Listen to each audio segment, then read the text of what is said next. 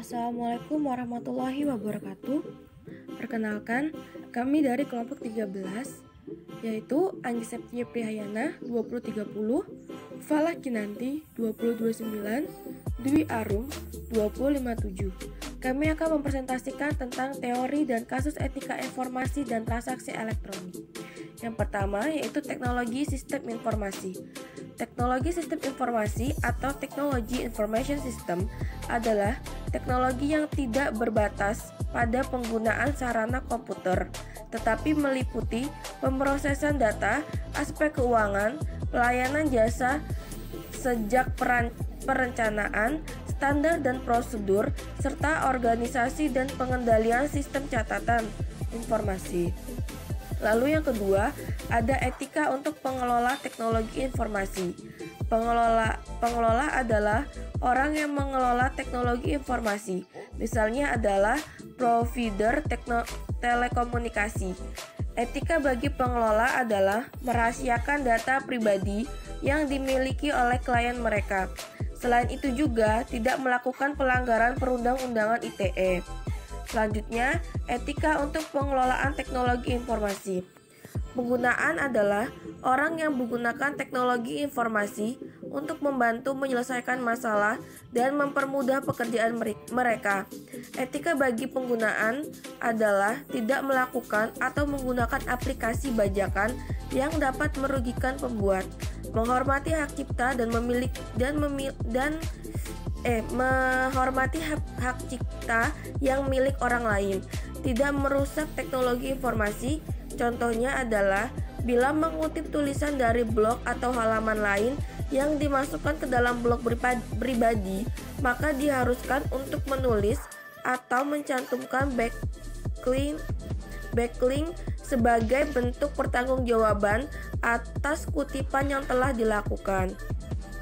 Informasi elektronik adalah suatu atau sekumpulan data elektronik tetapi tidak terbatas pada tulisan, surat, gambar, peta, rancangan foto, atau sejenisnya huruf, tanda, angka, kode akses, simbol, atau perforasi yang memiliki makna yang dapat dipahami oleh orang yang ahli di bidangnya. Lalu adanya transaksi elektronik, yaitu pembuatan hukum yang dilakukan dengan menggunakan komputer, jaringan komputer, atau media elektronik lainnya. Lalu ada Undang-Undang Informasi dan Transaksi Elektronik, disingkat UU ITE atau Undang-Undang Nomor 11 Tahun 2008, adalah undang-undang yang mengatur tentang informasi serta transaksi elektronik atau teknologi informasi secara umum.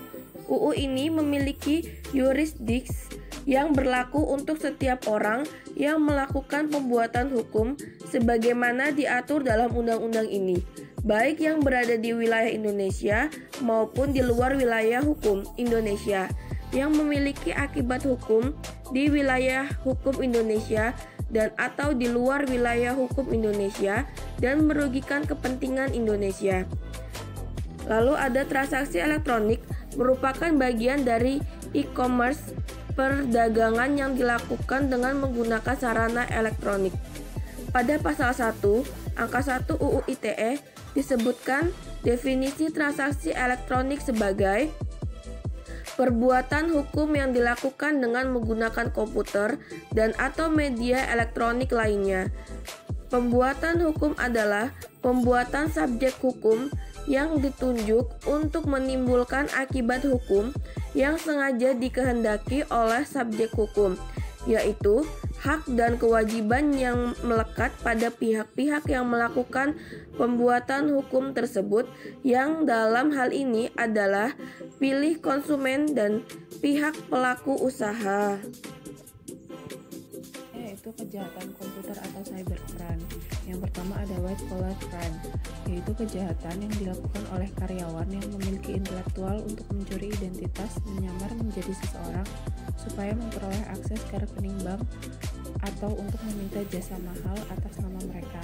Yang kedua ada cyber squatting, yaitu pesaing atau orang membayar sejumlah kecil uang pendaftaran dan kemudian menawarkan untuk menjual kembali nama domain dengan sejumlah uang yang lebih besar. Yang ketiga ada cyber stalking, yaitu penggunaan internet, email, dan chat room untuk mengganggu seseorang. Yang keempat ada cyber smearing, yaitu penyebaran informasi yang disalahgunakan untuk merusak reputasi seseorang atau perusahaan. Yang kelima, pembajakan mendapatkan musik gratis, video, dan perangkat lunak tanpa membayar royalti kepada pengarang dan artis. Selanjutnya ada tanggung jawab pemerintah. Yang pertama ada UU KIP, yaitu Badan Publik wajib menyediakan dan menerbitkan informasi publik mengenai pembangunan sistem informasi dan dokumentasi untuk mengelola informasi publik secara baik dan efisien sehingga dapat diakses dengan mudah. Yang kedua ada UU ITE, yaitu menyelenggarakan sistem elektronik secara andal dan aman serta bertanggung jawab terhadap beroperasinya sistem elektronik sebagaimana mestinya. Yang ketiga ada UU Perlindungan Konsumen, yaitu menciptakan sistem perlindungan konsumen yang mengandung unsur kepastian hukum dan keterbukaan informasi serta akses untuk mendapatkan informasi. Selanjutnya ada contoh kasus. Kepala Bidang Humas Polda Jawa Barat, Komisaris Besar Sabtono Erlangga mengatakan, kasus ini berawal dari laporan polisi atas nama Ferdi Hermawan dengan waktu kejadian pada 1 Mei 2020 pada pukul 2 waktu Indonesia Barat. Ketika itu, kata Sabtono, 3 pelaku melakukan tindakan dengan membagikan sembako berisi sampah dan batu kepada sejumlah transpuan, yang kemudian tindakan tersebut dilaporkan karena dianggap telah melakukan penghinaan. Tempat kejadian perkara atau TKP di Ibrahim Aji, Kecamatan Kiara Condong, Kota Bandung. Kemudian setelah video pembagian sembako berisi sampah dan batu dibuat, konten dimuat di dalam channel YouTube, ujar Sabtono di Mapolrestabes Bandung. Menurutnya, para tersangka telah dilakukan pemeriksaan dan penyelidikan dan memenuhi syarat untuk dikenakan dalam pasal 45 UU ITE. Sabtono menjelaskan pasal tersebut mengatur agar setiap orang yang dengan sengaja tanpa hak mendistribusikan, mentransmisikan, membuat dapat diaksesnya informasi elektronik atau dokumen elektronik yang memiliki muatan penghinaan, pencemaran nama baik sebagaimana dimaksud dalam pasal 27 ayat 3 akan dipidana dengan pidana penjara paling lama 4 tahun dan atau denda paling banyak 750 juta.